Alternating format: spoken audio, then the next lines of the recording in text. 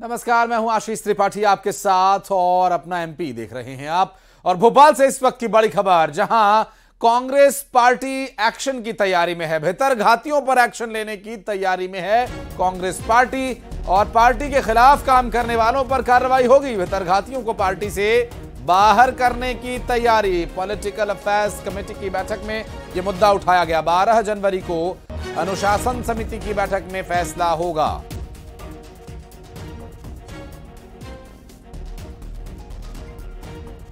आगामी लोकसभा चुनावों को देखते हुए कांग्रेस पार्टी लगातार सर्जरी में जुटी हुई है। एक तरह से कांग्रेस पार्टी के उन घातक तत्वों को पार्टी से बाहर का रास्ता दिखाया जाएगा, एक्शन लिया जाएगा।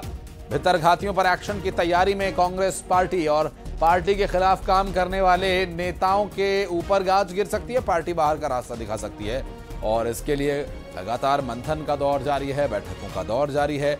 आपको बताते चलें कि कांग्रेस पार्टी के नए नेतृत्व जीतू पटवारी एक्शन में नजर आ रहे हैं।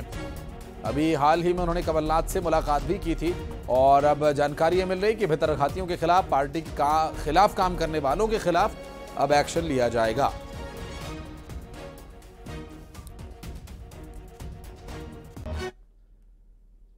निकाय उपचुनाव में बीजेपी की बड़ी जीत हुई है। 22 में से 16 सीटों पर बीजेपी के पार्षदों ने जीत दर्ज की है, जबकि निर्दलीय प्रत्याशियों को 3 सीटें मिली हैं और कांग्रेस के खाते में केवल 3 सीटें आई हैं। विधानसभा चुनाव में जीत के बाद बीजेपी के कार्यकर्ताओं में उत्साह है और ये उत्साह निकाय चुनाव के उपचुनाव में भी झलका। 22 सीटों पर हुए उपचुनाव में बीजेपी के 16 पार्षदों ने जीत का डंका बजाया, तो वही कांग्रेस के केवल 3 पार्षद ही जीत सके, जबकि 3 पर निर्दलीय प्रत्याशियों ने कब्जा किया। बीजेपी निकाय उपचुनाव के नतीजों को लेकर उत्साहित है। उसका मानना है कि आने वाले लोकसभा चुनाव में जनता ऐसा भी भरोसा दिखाएगी। जनता का संदेश है कि हमने विधानसभा जीता, उपचुनाव हम जीत गए हैं, 22 में से 16 सीटें जीते हैं और कांग्रेस सिर्फ 3 वार्ड के चुनाव जीती है। तो इससे स्पष्ट संदेश होता है कि जनता जो है वो भारतीय जनता पार्टी के कामों से खुश है, सरकार की नीतियों से खुश है और आने वाले समय में जो लोकसभा चुनाव आने वाले हैं उसमें भी हमें भरपूर आशीर्वाद मिलेगा। उधर कांग्रेस ने नतीजों को लेकर बीजेपी पर हमला बोला। कांग्रेस ने प्रशासन के दुरुपयोग के आरोप लगाए। निकाय हो या उपचुनाव हो, रिजल्ट कहीं ना कहीं उनके साथ जाता है, क्योंकि जनता भी जानती है कि अगर विपक्ष में वोट दिया तो हमारा काम नहीं होंगे। भाजपा का जो चाल चरित चेहरा है वो इसी टाइप का है कि वो बदले की भावना से काम करती है। तो निश्चित ही ये नगरीय निकाय चुनाव में भाजपा को जो सफलता मिली है, ये पहले से ही दिखती थी कि वो लोग इस चुनाव को जीत लेंगे, क्योंकि प्रशासन भी कहीं ना कहीं सरकार के दबाव में काम करता है और कांग्रेस पार्टी के हमारे 3 पार्षद जीते हैं। चुनाव के नतीजों की खास बात ये रही कि बीजेपी ने कई सीटों पर पहली बार जीत दर्ज की है। ऐसे में बीजेपी के कार्यकर्ता उत्साह से भरे हुए हैं, जबकि कांग्रेस के लिए परिणाम निराशाजनक रहे हैं। Bureau report, news 18, Madhya Pradesh, Chhattisgarh.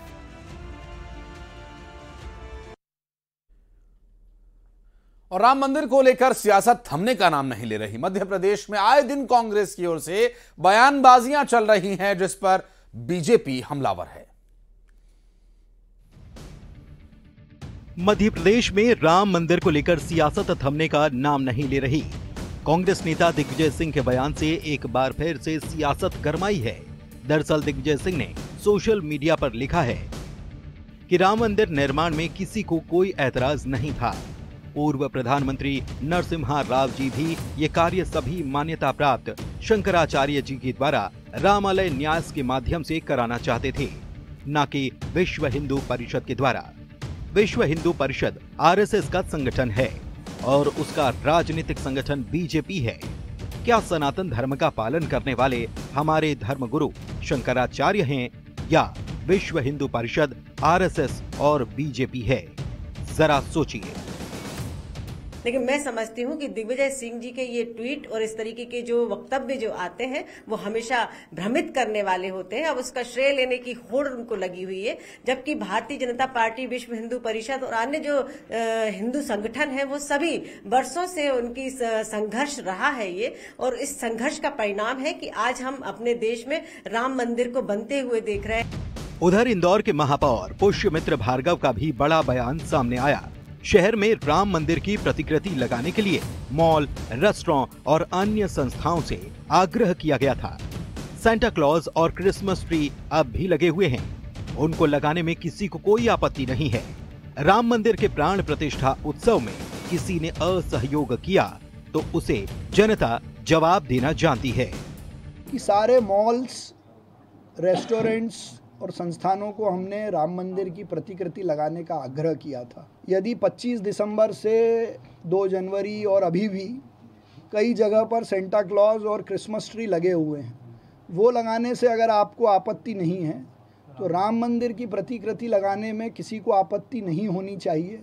अकारण असहयोग किया तो इंदौर की जनता उनको भी जवाब देना जानती है। ये राम जी का काम है, राम राज्य का काम है। मुझे नहीं लगता कि इसमें किसी को आपत्ति होगी। महापौर के बयान पर कांग्रेस ने पलटवार किया। कांग्रेस का कहना है कि राम मंदिर का मॉडल लगाने के लिए सख्ती नहीं करनी चाहिए, ये मौलिक अधिकारों का हनन है। कि महापौर जी तय नहीं करेंगे कि किस दुकान, किस मॉल में कौन से इष्ट देव बैठे, और धर्मनिरपेक्ष राष्ट्र में आप ईसा मसीह या क्रिसमस का कंपैरिजन राम जी से क्यों करें? दोनों बराबर है। हर जो भगवान है, जो इष्ट देव है, सब बराबर है। इस तरह की संकीर्ण मानसिकता कि आप क्रिसमस पे लगाते हो, अभी तक लगे हुए हो, ये नहीं लगाओ, क्या दर्शाना चाहते हो? आप एक धर्मनिरपेक्ष राष्ट्र में रहते हो, शहर के प्रथम नागरिक हो, तो कम से कम अपनी सोच बड़ी रखे। इतने बड़े वकील रहे हैं, महापौर बनने से पहले पढ़े लिखे हैं, तो उनसे इस तरह की ओछी राजनीति की आशा नहीं थी। पूर्व सीएम कमलनाथ ने राम मंदिर को लेकर बयान दिया है। छिंदवाड़ा में कमलनाथ ने कहा कि राम मंदिर सभी का है और इस पर फैसला सुप्रीम कोर्ट ने दिया है। बीजेपी के पास राम मंदिर का पट्टा नहीं है। देखिए, सवाल क्या है, राम मंदिर सबका है, तो सवाल खड़े करने का और कोई इसमें कहे कि श्रेय लेना चाहे, राम मंदिर सुप्रीम कोर्ट की जजमेंट के बाद इसकी शुरुआत हुई। भाजपा की सरकार थी तो उनकी जिम्मेदारी थी बनाना। राम मंदिर का पट्टा तो भाजपा के पास नहीं है ना, जो पूरे देश का है, सबका अधिकार है राम मंदिर पर। आप जाएंगे? 22 तारीख को अयोध्या जाएंगे? 22 को नहीं, मैं जाऊंगा, कभी जाऊंगे। मध्य प्रदेश में राम मंदिर को लेकर सियासी माहौल गरमाया हुआ है।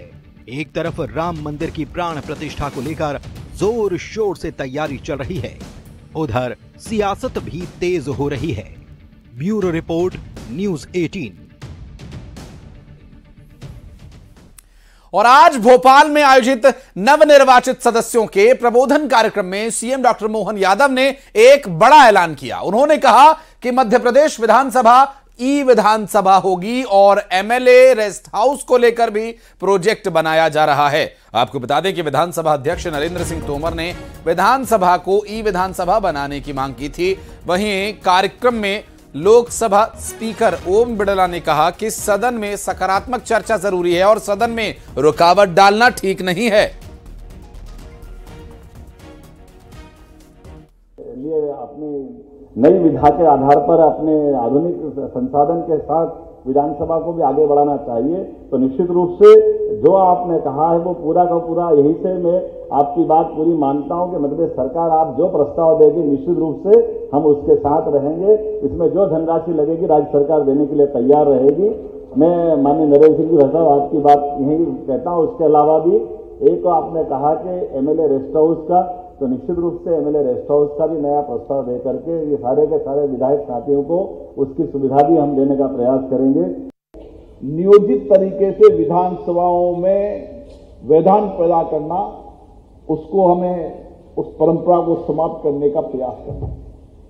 कई बार तो नियोजित तरीके से विधानसभाएं, लोकसभाएं केवल स्थगित करनी है, आप तो कोई तर्क नहीं, कोई डिबेट नहीं करनी, ये लोकतंत्र के लिए बहुत अच्छी परंपरा नहीं है। इसलिए मैं हमेशा एक मंच पे कहता हूं कि हमारा विरोध हो सकता है, प्रतिपक्ष का काम विरोध करना और जोर से असहमति करना, लेकिन सदन में असहमति हो, तर्क हो, वो सदन में हो। और मुख्यमंत्री डॉक्टर मोहन यादव ने मंत्रालय में वीडियो कॉन्फ्रेंसिंग के जरिए विकसित भारत संकल्प यात्रा के तहत ग्वालियर और सागर के हितग्राहियों से संवाद किया। मुख्यमंत्री डॉक्टर मोहन यादव ने ग्वालियर की श्रीमती रामा यादव और तोड़ाबाई और सागर के श्री कल्याण प्रजापति और श्रीमती सीता प्रजापति से संवाद किया। मुख्यमंत्री ने कहा, विकसित भारत संकल्प यात्रा प्रधानमंत्री नरेंद्र मोदी जी की गारंटी वाली यात्रा है और केंद्र की कल्याणकारी योजनाओं का लाभ समाज के अंतिम पायदान पर खड़े व्यक्ति तक पहुंचाने का ये प्रयास है। इस यात्रा से विकास का कारवां लगातार आगे बढ़ता रहेगा। मुख्यमंत्री डॉक्टर मोहन यादव ने विकसित भारत संकल्प यात्रा को सफल बनाने के लिए यात्रा के संचालन में कार्यरत अधिकारियों और कर्मचारियों को निर्देश दिए।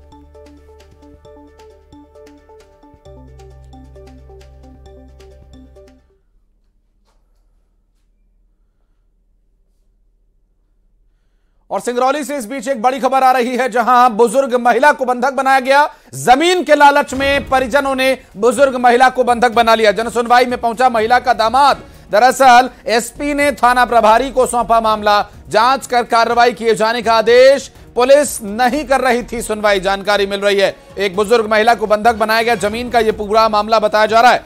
दरअसल जनसुनवाई में पहुंचा महिला का दामाद और जमीन के मामले में महिला के बंधक बनाए जाने के मामले पर शिकायत की हरीश द्विवेदी हमारे सहयोगी। हरीश, क्या डिटेल्स मिल पा रही हैं? हरीश, आवाज सुन पा रहे हैं हमारी? अभी लगता संपर्क नहीं हो पा रहा है हरीश से। फिर से प्रयास करेंगे उनसे बात करने का। एक बुजुर्ग महिला को बंधक बनाया गया परिजनों के द्वारा जमीन के लालच में। जमीन का ये पूरा मामला बताया जा रहा है और जमीन के इस मामले में एक बुजुर्ग महिला को बंधक बनाया गया है।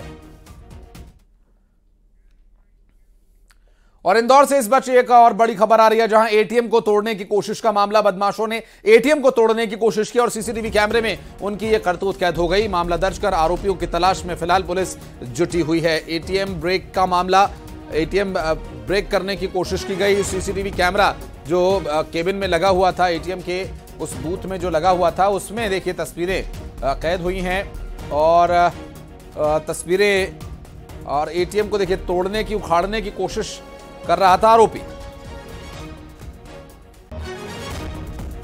स्थित एक्सिस बैंक के एटीएम पे जो है एक अज्ञात व्यक्ति के द्वारा उसको पहले तो खोलने का प्रयास किया गया। जब उसमें वो असफल रहा तो फिर बाहर से एक पेपर्स का एक ब्लॉक लाके उसमें तोड़फोड़ उसमें की गई।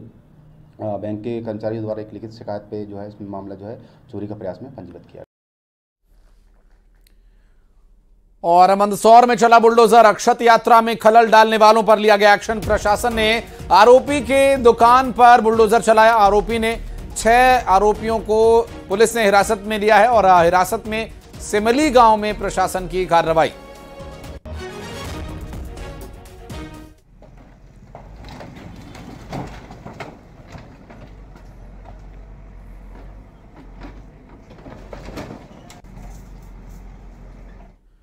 और रतलाम से जानकारी मिल रही कि एक जज को एक संदिग्ध केमिकल भेजा गया एक लिफाफे में डालकर। लिफाफा खोलते ही जिस कर्मचारी ने वो लिफाफा खोला था वो बेहोश होकर गिर गया।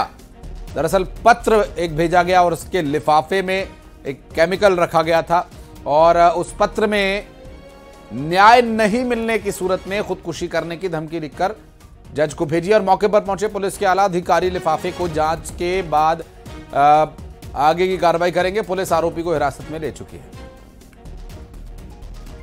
आज माननीय न्यायालय में लगभग 11:30 बजे प्राप्त हुआ था। जैसे ही पत्र प्राप्त हुआ उसके खोलने पर उसमें से कुछ ऐसी पदार्थ निकला जो ये इंगित कर रहा था कि कहीं ना कहीं उसमें कुछ ऐसा केमिकल है और जो परीक्षण के उपरांत ही पता चल पाएगा कि कौन सा केमिकल है।